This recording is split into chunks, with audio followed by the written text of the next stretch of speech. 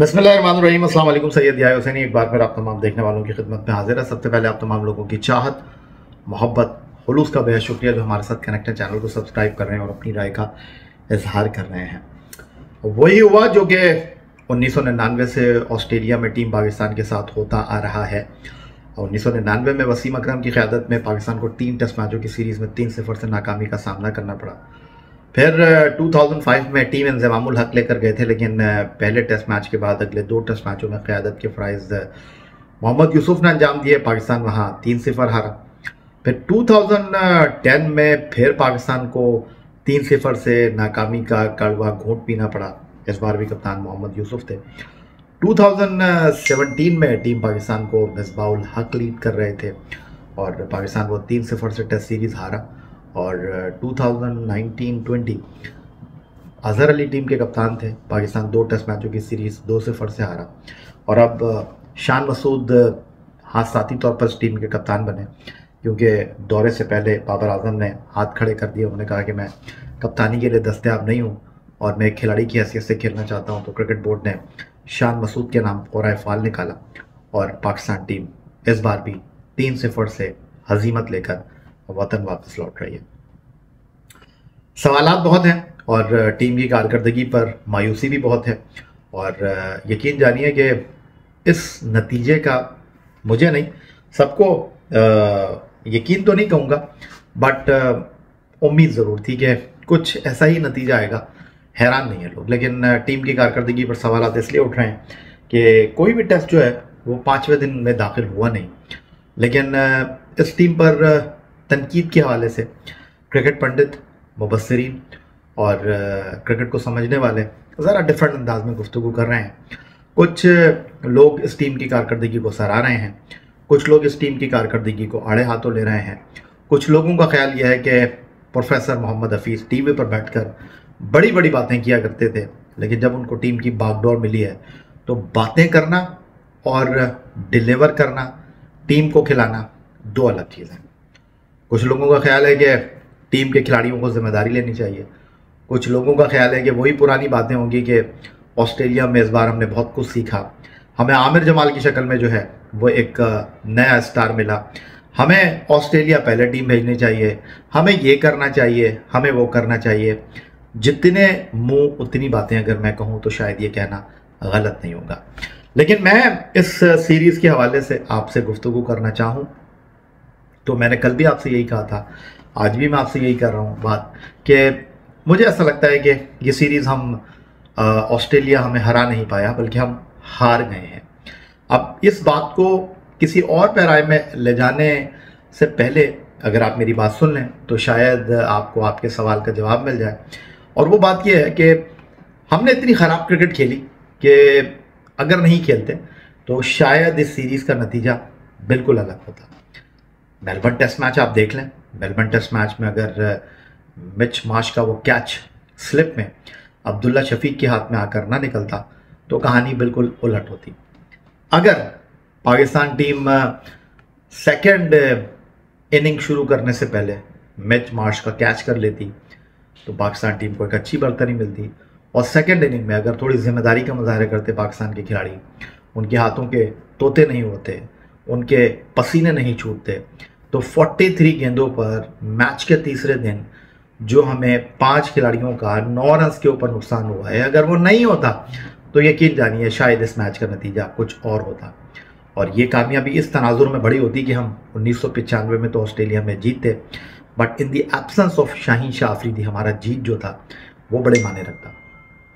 क्योंकि आपको याद होगा कि before this test match Shaheen Shah Afridi जो थे वो नहीं खेले। हालांकि खबरें आ गई थी कि शाहीन शाह अफरीदी तीसरा टेस्ट मैच नहीं खेलेंगे, बट अचानक ये फैसला हुआ और कहा यह गया कि जी शाहीन शाह अफरीदी जो है वो आराम की वजह से इस टेस्ट मैच में शिरकत नहीं कर रहे। लेकिन यहाँ पर मैं ख़ास तौर पर बात करना चाहूँगा टीम पाकिस्तान की बॉलिंग अटैक की, क्योंकि कहा यह जा रहा था कि जी ऑस्ट्रेलिया को हराना है तो आपके बॉलर्स को 20 विकेटें हासिल करनी चाहिए। ऑस्ट्रेलिया ने सेकेंड इनिंग में 2 विकेट खोए सिडनी में, और पहली इनिंग में ऑस्ट्रेलिया की टीम जो थी ऑप्टस क्रिकेट स्टेडियम पर्थ में फर्स्ट टेस्ट मैच के 487 रन करती है। और उसके बाद उसके बाद ये होता है जी कि इस टेस्ट सीरीज़ में ऑस्ट्रेलिया की टीम को पाकिस्तान ने कितनी बार आउट किया है। तो ये मैं आपको बता देता हूँ जी। पाकिस्तान और ऑस्ट्रेलिया के दरमियान ये जो टेस्ट सीरीज़ मुनक्किद हुई है ऑस्ट्रेलिया में, पाकिस्तान ने दोनों मरतबा ऑस्ट्रेलिया को मेलबर्न टेस्ट मैच में जो है वो ऑल आउट किया। और देख लेते हैं सिडनी टेस्ट मैच, जहां पाकिस्तान और ऑस्ट्रेलिया के दरमियान तीसरा और आखिरी टेस्ट मैच खेला गया ऑप्टस क्रिकेट स्टेडियम पर्थ में। पाकिस्तान टीम ने पहले ऑस्ट्रेलिया को 487 रन पर ऑल आउट किया और सेकंड इनिंग में उन्होंने 233 किए, 5 विकेट पर इनिंग्स डिक्लेयर की। तो इस सीरीज़ में 6 इनिंग्स में ऐसा हुआ है कि पाकिस्तान ने 4 मरतबा ऑस्ट्रेलिया को पवेलियन की राह दिखाई है। वो जो हम बात करते हैं, वो जो हम सवाल उठाते हैं कि जी ऑस्ट्रेलिया को ऑस्ट्रेलिया में आउट करना फिर ही हमारी जीत की ज़मानत होगा, तो हमारे बॉलर्स ने तो आउट किया। बात दरअसल ये है कि हम जिन बॉलर्स के बारे में बात कर रहे थे कि जी इनकी रफ्तार को देखकर हम जो है वो मुंह छुपा लेते हैं, इनकी गेंद को देखकर हमें शर्म आती है, हमारे बॉलर्स के पास स्पीड नहीं है, हम किन बॉलर्स को लेकर चले गए हैं। इन बॉलर्स के बारे में रिकी पॉन्टिंग ने कहा था कि ये पाकिस्तान की तारीख का वो कमज़ोर बॉलिंग अटैक है जो ऑस्ट्रेलिया बॉल डालने के लिए आया है। अगर आप ऑस्ट्रेलिया की बॉलिंग को इस सीरीज़ में देख लेते हैं तो इस सीरीज़ के बेहतरीन खिलाड़ी का एजाज़ ऑस्ट्रेलिया के लिए उनके कप्तान पैट कमिंस के हिस्से में आया है। और पैट कमिंस ने 3 टेस्ट मैचों की 6 इनिंग्स में 89 ओवर्स में 228 रन देकर 19 खिलाड़ियों को आउट किया है और 3 मरतबा उन्होंने 5 विकेट की कारकर्दगी पेश की है। और उनके अलावा ऑस्ट्रेलिया की बॉलिंग में Mitchell Starc, Nathan line, Josh Hazlewood जैसे बॉलर जो है वो 5 विकेट की कारकर्दगी पेश कर नहीं पाए। 2 खिलाड़ियों को आउट किया ट्रेविस हेड ने इस सीरीज में, जिनके लिए एक बल्लेबाज की हैसियत से यह सीरीज एक डरावना ख्वाब साबित हुई, क्योंकि 3 टेस्ट मैचों की 5 इनिंग में वो महज 81 रन स्कोर कर सके। ये वही ट्रेविस हेड हैं जिन्होंने वर्ल्ड कप फाइनल में तिगनी का नाच नचा दिया था होम ग्राउंड पर टीम इंडिया को। 11 खिलाड़ियों को आउट करते हैं जोश हेजलवुड, 12 खिलाड़ियों को आउट करते हैं पैट कमिंस, 12 खिलाड़ियों को आउट करते हैं मिचेल स्टार्क और 13 विकेट हासिल करते हैं नेथन लाइन। और बल्लेबाजी की अगर आप बात कर लेते हैं ऑस्ट्रेलिया की, हम बात कर रहे हैं ना जी, ये ऑस्ट्रेलिया की टीम एक बार फिर 3-0 से पाकिस्तान से जीत गई है। कोई शक नहीं है इसमें, कोई शुबा नहीं है इसमें, उनकी परफॉर्मेंस के ऊपर कोई सवाल नहीं है, क्योंकि वो एक प्रोफेशनल टीम है, प्रोफेशनल अंदाज में वो टीम खेलती हुई दिखाई दी। लेकिन क्या ये वो ऑस्ट्रेलिया की टीम है जिसको आप वर्ल्ड क्लास टीम कह सकते हैं इस बैटिंग लाइनअप को? बिल्कुल भी नहीं। हमने 4 मरतबा इनको सीरीज में पवेलियन लौटाया है, 10 की 10 विकेटें इनकी हासिल की हैं। और ऑस्ट्रेलिया की टीम इस सीरीज में 1 मरतबा भी 500 रन नहीं बना सकी। क्या आप समझते हैं ये पाकिस्तान टीम की कामयाबी है? अगर आप नहीं समझते तो मैं कुछ नहीं कह सकता। यहां पर जनाब पाकिस्तान के बॉलर्स की कामयाबी का सिर्फ ये सबूत नहीं है कि हमारे बॉलर्स ने 4 मरतबा ऑस्ट्रेलिया को पवेलियन की राह दिखाई है, यहां पर हमारे बॉलर्स ने ऑस्ट्रेलिया के बैट्समैनों को 1 मरतबा भी जो है वो सेंचुरी स्कोर करने का मौका फराहम नहीं किया। 1 सेंचुरी ऑस्ट्रेलिया के लिए बनी डेविड वार्नर ने सीरीज में स्कोर की, 164 रन उन्होंने स्कोर किए फर्स्ट इनिंग में पर टेस्ट मैच की। और वो जो सेंचुरी उनकी इनिंग थी, उसके अलावा ऑस्ट्रेलिया को कोई बैट्समैन जो है वो इस सीरीज में सेंचुरी स्कोर करने में कामयाब नहीं हो सका। ऑस्ट्रेलिया के लिए इस सीरीज में 11 सेंचुरियां बनती हैं। ऑस्ट्रेलिया की जानिब से इस सीरीज में सबसे ज़्यादा स्कोर मिच मार्श करते हैं 344, और उसके बाद ऑस्ट्रेलिया की जानिब से इस सीरीज में कोई बैट्समैन 300 रन भी नहीं कर पाता है। 299 वार्नर करते हैं, 207 लबुशैन करते हैं, 220 ख्वाजा करते हैं, 194 स्टीव स्मिथ करते हैं। तो ये क्या पाकिस्तान के बॉलर्स की कामयाबी नहीं है? क्या आप इसको पाकिस्तान के बॉलर्स की परफॉर्मेंस नहीं कह सकते? ऑन द अदर साइड अगर आप पाकिस्तान की कारकर्दगी की बात करते हैं, बाबर आजम के लिए ये सीरीज़ एक डरावना ख्वाब रही और इस सीरीज़ में वो तवक्कुआत पर पूरा नहीं उतरे। 269 गेंदों पर 41 हाईएस्ट के साथ 126 रन वो स्कोर कर सके। इसके साथ सऊद शकील के लिए ये सीरीज़ एक तबाहकुन सीरीज़ थी। 3 टेस्ट मैचों की 6 इनिंग में वो सिर्फ 92 रन स्कोर कर सके। इमामुल हक 2 टेस्ट की 4 इनिंग में 94 रन स्कोर कर सके। और पाकिस्तान के लिए सीरीज़ में सबसे ज़्यादा 193 रन स्कोर किए मोहम्मद रिजवान ने, जिनको 2 टेस्ट मैच खेलने का मौका मिला। फिर उसके बाद नंबर 2 पर हैं कप्तान शान मसूद, जिन्होंने सीरीज में 2 निफ सेंचुरियों के साथ 272 रन स्कोर किए। आमिर जमाल ने 254 रन स्कोर किए हैं, 143 रन इस सीरीज में स्कोर किए हैं।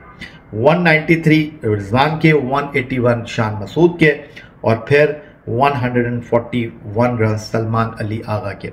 और सलमान अली आगा के बारे में मैं आपको बताऊं कि शायद सलमान अली आगा जो है, अगर अबरार इस सीरीज़ में फिट होते तो सलमान अली आगा को तो खेलने का मौका भी नहीं मिलता। और पाकिस्तान की अगर आप बॉलिंग की बात करते हैं तो पाकिस्तान को बॉलिंग में एक नया हीरो मिला आमिर जमाल की शक्ल में। पाकिस्तान की जानिब से उन्होंने सबसे ज़्यादा न सिर्फ विकेटें हासिल की बल्कि सिडनी टेस्ट मैच जहां पाकिस्तान को 8 विकेट से नाकामी का सामना करना पड़ा, वो प्लेयर ऑफ द मैच करार पाए। पाकिस्तान टीम ने सिडनी टेस्ट मैच की पहली इनिंग में ऑस्ट्रेलिया को ऑल आउट किया। शाहीन शाह अफरीदी नहीं खेल रहे थे। यहाँ पाकिस्तान की जानिब से मीर हमजा ने बहुत अच्छी बॉलिंग की। यहाँ पाकिस्तान के लिए अगर हम खिलाड़ियों की फिटनेस की बात करते हैं तो पहले टेस्ट मैच से पहले अबरार अनफिट हो गए। पहले टेस्ट मैच के बाद खुर्रम शहजाद जिन्होंने सिडनी में पर्थ में डेब्यू किया था वो हमें नहीं मिले। मेलबर्न टेस्ट मैच से पहले जो है अपेंडिक्स हो गया नोमान का। तो ये पाकिस्तान टीम के मसाइल रहे इस दौरे में, और इसके बावजूद टीम पाकिस्तान की कारकर्दगी को अगर आप कहते हैं कि जी अप टू द मार्क नहीं है और इस टीम की कारकर्दगी पहली जैसी कारकर्दगी रही है, तो सॉरी टू से मैं कहूँगा कि मैं आपकी बात से इत्तेफाक नहीं करता। नतीजा वही है, लेकिन अगर आप उड़ेदने की कोशिश करें, अगर आप टटोलने की कोशिश करें तो इस सीरीज़ में हमें फील्डिंग ने बहुत ज़्यादा रुलाया है। इस सीरीज़ में हमें फील्डिंग ने बहुत ज़्यादा मायूस किया है।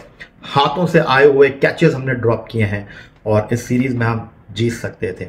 इस सीरीज़ में हम ऑस्ट्रेलिया को ऑस्ट्रेलिया में हराने का ख्वाब पूरा कर सकते थे, जो नहीं हुआ। लेकिन बावजूद उसके इस सीरीज़ में हमें बहुत सारी चीज़ें देखने का मौका मिला है।